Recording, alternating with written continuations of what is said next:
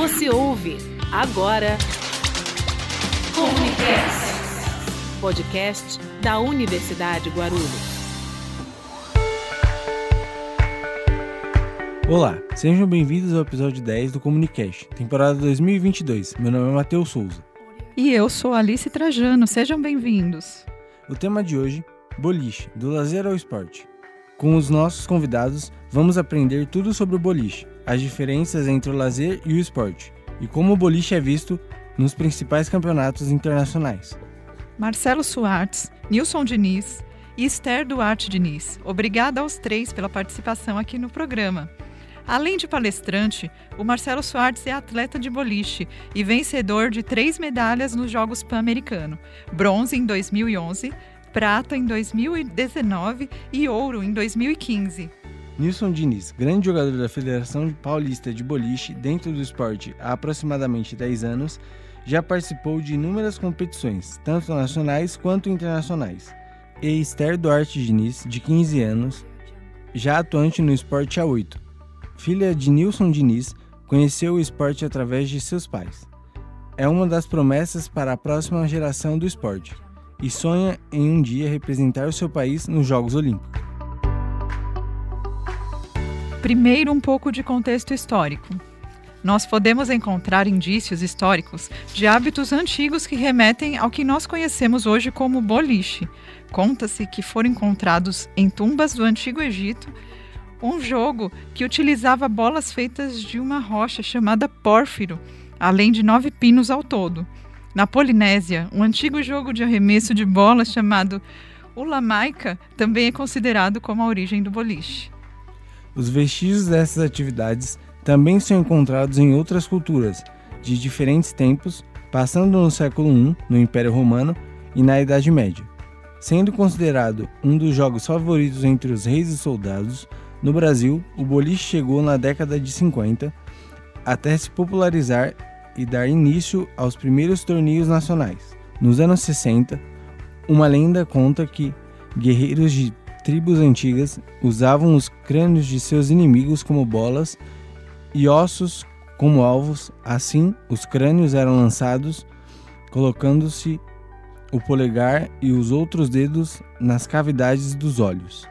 Bem diferente do boliche que costumamos jogar nos dias atuais, e se compararmos o boliche considerado amador, geralmente praticado nas pistas de shopping ou lugares próprios, ao boliche esporte, praticado pelos nossos entrevistados, quais diferenças vamos encontrar, Nilson Diniz? Conta pra gente. As casas de boliche, elas oferecem para o lazer, né?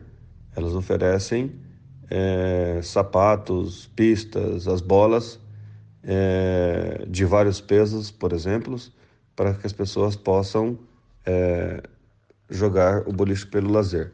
Para os federados, eles possuem suas próprias bolas, as furações são adequadas para os seus dedos, os sapatos é um pouco diferente, que ele pode alterar a sola, uma sola mais que tem um atrito maior, que garre melhor, né? O material de limpeza de bola, de conservação, de polimento, de lixar. Então, são todos equipamentos, por exemplo, que ajudam o federado a ter um material conservado e preparado para todos os tipos de condicionamento da qual ele vai praticar. Um atleta federado é aquele que se filiou à federação do esporte que pratica, pagando uma taxa para manter-se associado. Somente assim, ele está apto a participar de competições profissionais. Marcelo, então todos os equipamentos usados nas competições de boliche são próprios do atleta? Qual você diria que é o perfil de um atleta de boliche? Então os equipamentos a gente fura a bola de acordo com o tamanho dos nossos dedos, medidas dos nossos dedos, tamanho da nossa mão. Os outros equipamentos que te auxiliam a deixar sua mão seca, para que não fique suando o tempo inteiro, você consiga padronizar a pegada, tapes para você colocar na mão também, para fitas, né? De acessórios também, toalhas, são todas nossas, né? O boliche não fornece nada, bolas também, sapatos também, a gente tem tudo nosso. né? Quem pratica boliche, qual o perfil quando chegou o esporte no Brasil? Quem pratica boliche? Bom, basicamente classe média alta, tá? No Brasil. Porque é um esporte, teoricamente, não é barato. Uma bola nova boa, assim, de primeira linha, custa perto de R$ 2.000. Um sapato top, perto de primeira linha, custa no mínimo R$ 1.000, R$ 1.300, R$ 1.400. Os acessórios também não são baratos. E a hora também de boliche para treinar também não é muito barato, né? Cada inscrição de campeonato fica de R$ 400 a R$ 600, em média. Então não é um esporte, digamos assim, que é muito praticado, pela classe baixa da sociedade. Talvez em questões recreativas, pode ser que sim. Você vai lá com os amigos, né? Por mais que a hora seja R$ 200, vai lá com 4 amigos, R$ 50 por cada um, tá de boa. Tomou um chopp, pizza, tomem bebidas e tal. Fica algo normal, como se fosse pra um barzinho, se divertindo, né?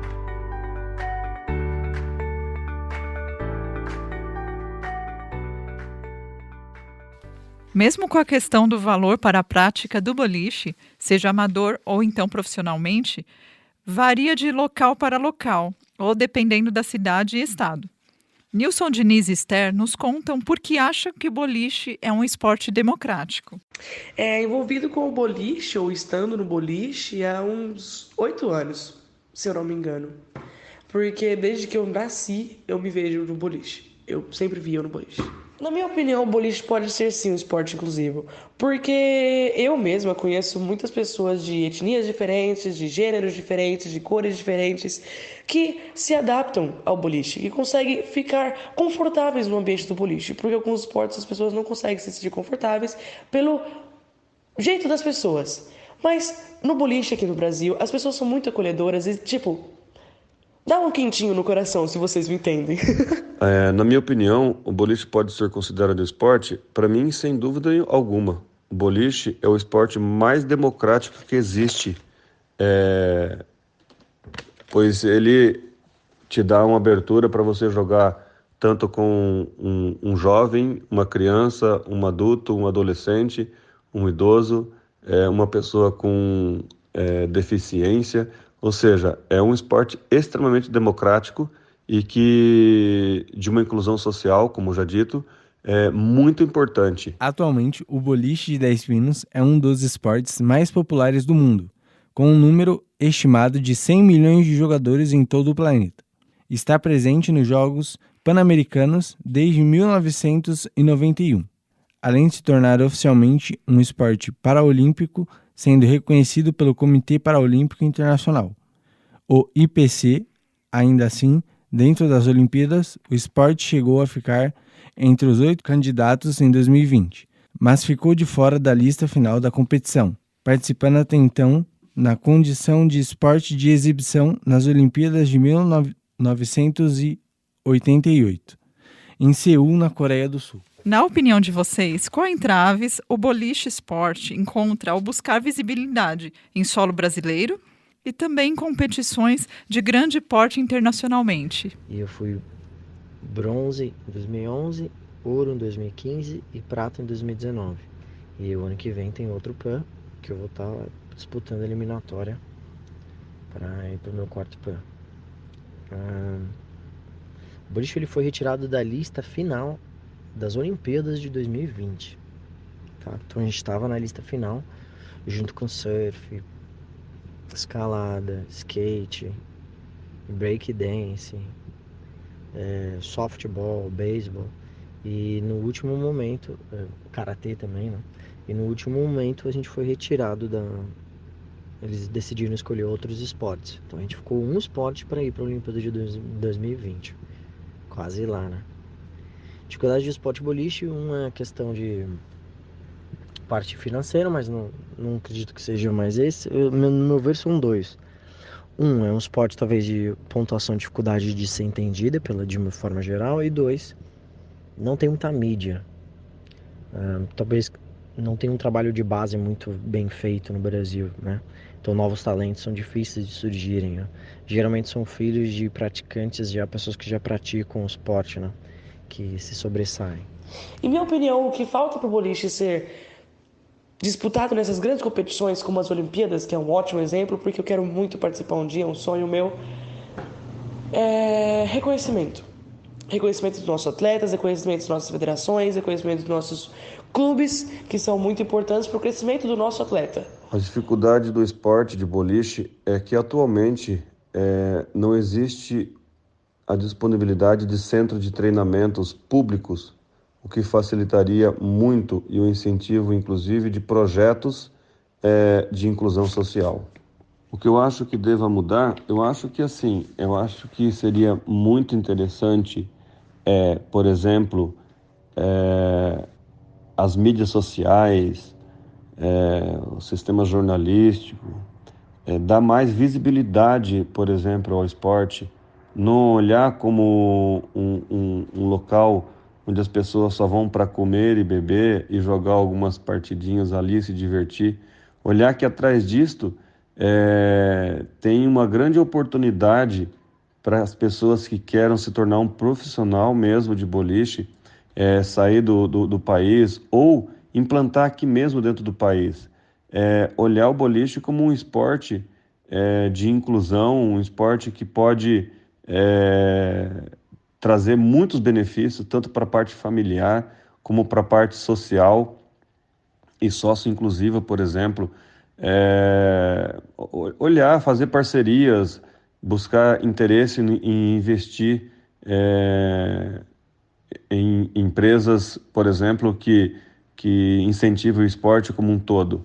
Olhar que o boliche, como eu já disse em outro momento, de ser tão democrático assim e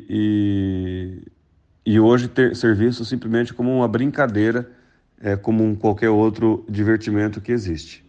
Então, eu acho que essa maneira de pensar deveria mudar, em primeiro lugar, né? Olhar como algo mais sério e algo que possa me dar um retorno em todos os sentidos. Já caminhando para o fim da nossa conversa de hoje, quais dicas vocês dão para quem deseja começar a praticar o boliche? Dicas para praticar boliche. Acho que são 3 dicas principais que eu sempre dou para qualquer pessoa que está iniciando. Primeiro, você deixar o seu braço, o seu antebraço, virado para frente, não rodar o seu braço nem o seu ombro na hora que você for jogar a bola. Segunda, o ombro que você estiver jogando, você não pode deixar esse ombro que você estiver jogando a bola passar numa linha reta na frente do outro ombro. Então você tem que deixar o quadril reto na hora que você for jogar, para você conseguir ter mais precisão. E a terceira dica é você olhar nas setinhas do meio, sair do meio e você jogar mirando, não tirando os olhos da seta, mirando na seta do meio, para que você consiga acertar bem o pino 1, né, que é o primeiro pino onde tem a maior possibilidade de você fazer strike. Obviamente que a gente joga com giro, porque a probabilidade de se fazer strike com giro é maior do que jogar reto. Mas alguém que está começando hoje, tentar jogar com giro é pior do que começando a jogar reto, para depois pegar o movimento de como jogar a bola correto e depois ir só modificando e melhorando, né? Uma das dicas que eu acho, tipo assim, muito legal de se fazer antes do campeonato, tipo um segredinho nosso aqui, é ficar muito feliz. Por exemplo, eu no aquecimento que eu faço antes, que é o alongamento, eu começo a dançar pra aquecer o meu coração, sabe? E eu tento ficar, tipo, agitada, pra mim conseguir jogar bem. Porque eu agitada eu me sinto mais concentrada. Então tá aí uma dica pra quando você for jogar boliche. Tente dançar, vai relaxar e te deixar concentrado. Procure um federado. Eu acho que a coisa mais fantástica é você ter alguém lá que consiga te dar a instrução na prática, como você quer brincar, ou seja, sobressair diante dos seus colegas, né? Ou toda a equipe. Pega uma equipe, procura um federado ou um clube e combine com ele, que será um prazer sempre um federado poder auxiliar na prática do esporte. Infelizmente, é praticamente impossível abordar todos os aspectos desse grande esporte dentro do nosso pequeno espaço de tempo. Mas esperamos que através desse episódio nós tenhamos pelo menos plantado a curiosidade na cabeça dos nossos ouvintes. O nosso intuito foi de ajudar a trazer o reconhecimento e inclusão que o boliche como esporte merece. Mesmo assim, nós estendemos a todos, agradecemos pelo convite que nossos entrevistados nos fizeram. Juntem seus amigos ou familiares para irem às casas de boliche, que nós temos certeza que todos vão se apaixonar. Equipe responsável pelo Comunicast. Episódio 10, tema Boliche, do lazer ao esporte. Locutores Alice Trajano e Matheus Silva. Técnico de som e edição João Paulo. Roteiro Vinícius do Prado e Alice Trajano. Produção e supervisão Matheus Souza e Arthur Arrigoni. Obrigada aos convidados do programa, Marcelo Suartes, Nilson Diniz e Esther Duarte Diniz. Obrigado também à companhia dos nossos ouvintes. Se inscrevam em nossas redes sociais, Spotify, SoundCloud, YouTube e Instagram.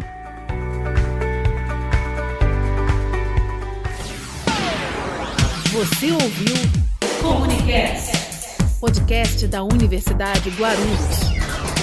Até o próximo episódio.